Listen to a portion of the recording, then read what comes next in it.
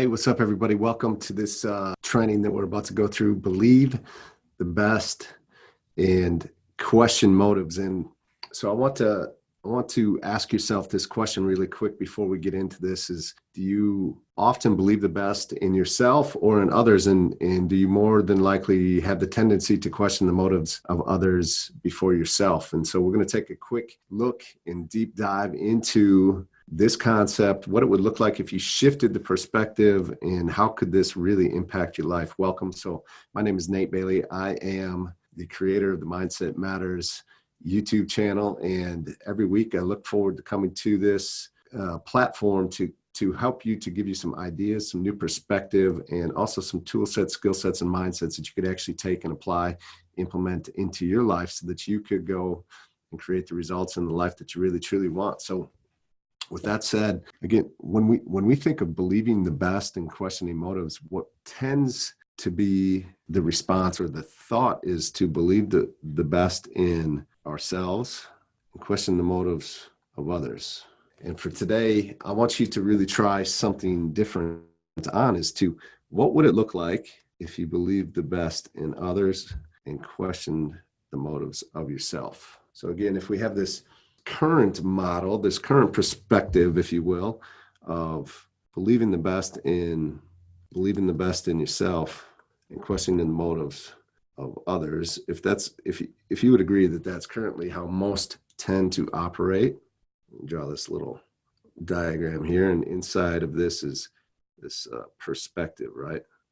What would it look like if you really truly were able to get in a place and time where we believe the best in others and question the motives of ourself first? So if we were just to flip this and to put here, believe the best in others, right? And question the motives of ourself. Like, I really want to take some time to dig into this and see what that would look like for you if you're really willing to try this on for a second. So again, perspective. This is just a completely different perspective here versus the top one. And the top one being the current operating system that you live by. You know, what is it that takes place inside of these, and how do they really look different, right? If we were really just to start to define this, when we believe the best in ourselves, what does that say? And really what that's saying is that we judge others by their actions. We judge others by what they do and they say, and we tend to judge ourselves, self, through intent.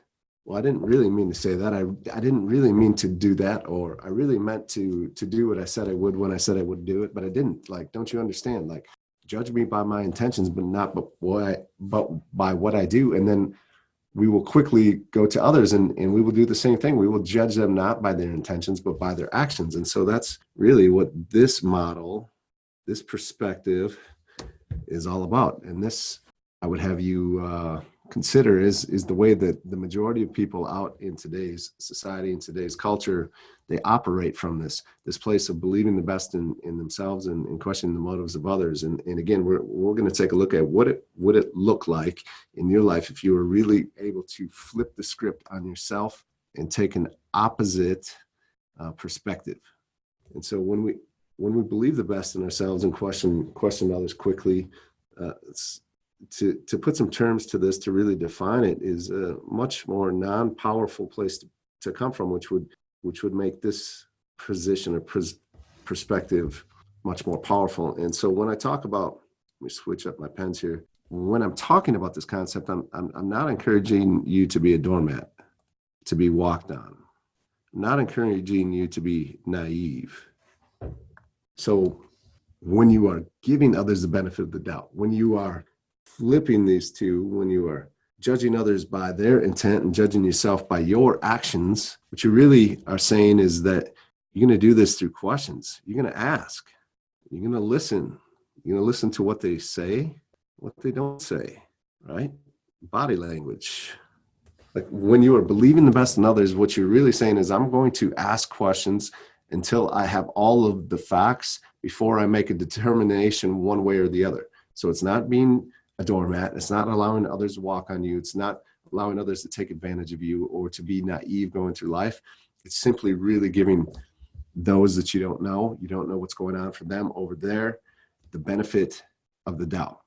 And what would it look like inside of your life if you really were willing to come from that place to where you were really, someone cuts you off in traffic and you're like, man, I wonder what's going on for them. I wonder what's happening. Maybe their wife is in the hospital. Maybe their child was just in an accident, is in the emergency room, and they're flying to get them, and they're not trying to cut you off. They just have one thing that is important in their life at this moment, and that's getting to their child as fast as they possibly can.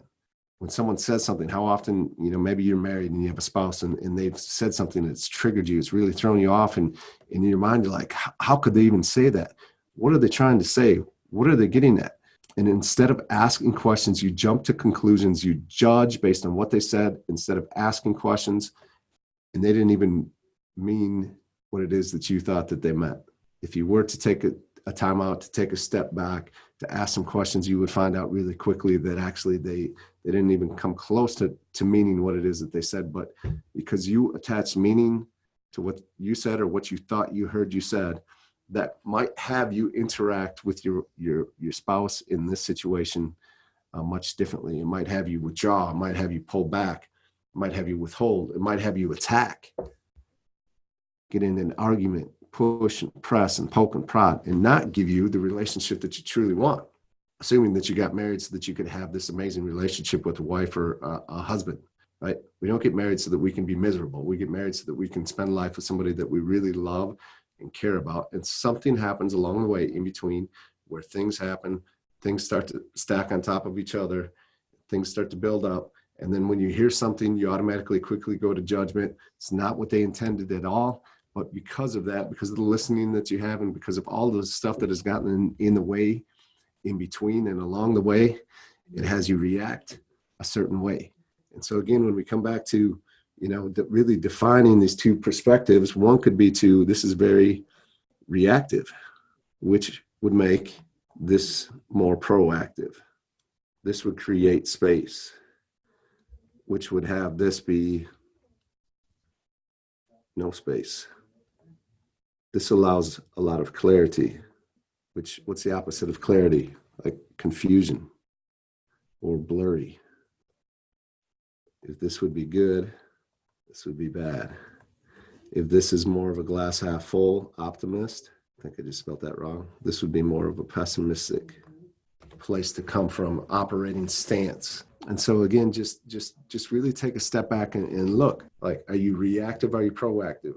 Do you come from a more powerful place or a non-powerful place? Do you come from a place of wanting clarity by asking questions and listening to what they're saying, what they're not saying, to what their body language might be telling me? Or do you just go full throttle, not ask questions, and just assume the worst? I guess assumptive. Question your motives. Like, especially today, social media. It's easy to get caught in the trap of I'm going to post my best life. I'm going to post things that might make me look good or make me sound good or make me this influencer or make this authority. And there's nothing necessarily wrong with any of it. But it can get to the point where your motives, your intent can get really blurry or lost. When is the last time you've really questioned yourself, to give yourself this self-awareness, to take the step back, to be like, why am I posting this? Am I posting this so that I can look good? Or am I posting this because I believe that it could really add some value to others? Am I posting this because I really want to celebrate and document my life as it goes, like the memories and that I have, the experiences that I have with family, with friends? Or am I posting it so that I can look better than everybody else out there, when in reality, my life really kind of sucks? And I get it. And no one really does want to see just all of the misery that you have in your life, or all the tribulations that you have inside of your life, or the trials. And it is good and important to celebrate and to post the great things that are going on in your life, right? Just like I don't like to or enjoy watching the news because it's so dark, because it's always doom and gloom. Like, there are a lot of great things going on. There are a lot of great people out there. Sometimes it would be really nice if the news would uplift us instead of tell us how bad things are. And so the same for social media, but at the same time, take some time to question yourself and your motives, and why do you say what you do? Why do you do what you do? Why do you post what you post? What is the intent? And it's just a way for us to take a step back again, just like we're going to believe the best in others until we have all the facts. let's question our motives and why we say what we say and do what we do, so that we can come from this great place to really create value, to really help others, to serve others, versus it being all about us. And so just a final question that I would really like to ask you and have you consider in this concept is to, like, what would be possible, or how would your life shift if you tried this on? Like, if you really tried it on, if you really went all in here versus here, if you really believe the best in others and question the motives of yourself first and foremost. Again, not to be a doormat, not to be walked on, not to be naive, but really from this place of love and no judgment, to listen, to ask questions, to really find out what is going on for others and for yourself. Like, what would really be possible? How fast would the trajectory of your life towards what it is that you want, towards the results that you want, the relationships that you want inside of your life, how quick would this elevate your life if you were really willing to commit to this model here versus this one here? If this is our current operating stance, then this is the new reality. If you're willing to try that on, what would be possible for you? How would you shift your life? Appreciate you guys taking time to listen in on the Mindset Matters. Please subscribe. Please share these videos with anyone that you know of that this might impact or help create a new perspective for a new result inside of their life. I appreciate you guys. Thank you so much for taking the time.